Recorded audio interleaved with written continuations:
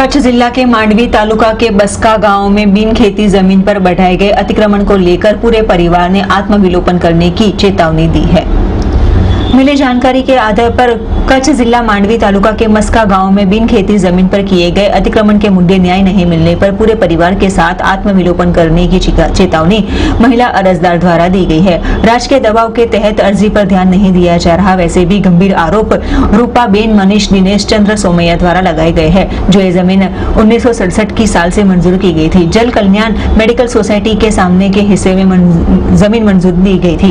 Revenue survey number 368 में से 30 वाली जमीन पर 4 लोगों द्वारा खरीदारी की गई, उस पर भी दस्तावेज गैर कानूनी बनाए गए होने के भी तथा जमीन कहीं भी नक्शे में नहीं दर्शाई गई होने के आरोप लगाते हुए राजकीय आगेवान तथा एक नेता के इशारे से अपनी सत्ता का दुरुपयोग करने के साथ जमीन की बिन खेती बनाई गई है और उस पर कंपाउंड वॉल बनाकर जमीन को हड़पने की कोशिश की जा रही है।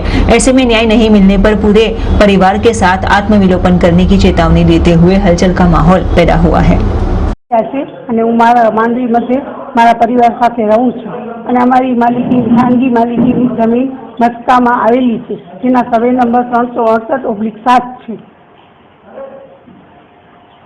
છેલ્લા 2 મહિનાથી કેટલાક જમીન માફિયાઓ અમારી જમીન પર દબાણ કરવાની કાર્યવાહી કરી રહ્યા છે।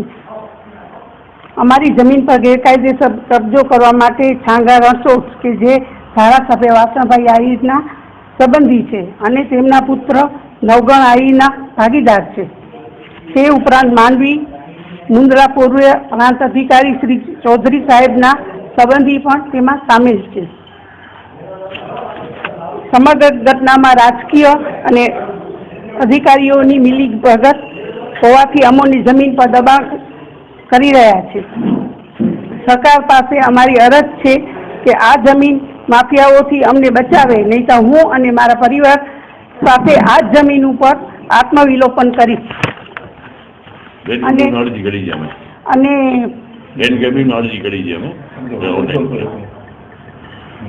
અને મને PM સાહેબ, M સાહેબ અને મહેસૂલ પ્રધાનમંત્રી શ્રી રાજેન્દ્ર ત્રિવેદી એના ઉપર મને પૂર્ણ વિશ્વાસ છે કે તેઓ અમને 7% આપશે અને જો 7% નહીં આપે તો હું એ જમીન ઉપર આત્મવિલોપન કરીશ।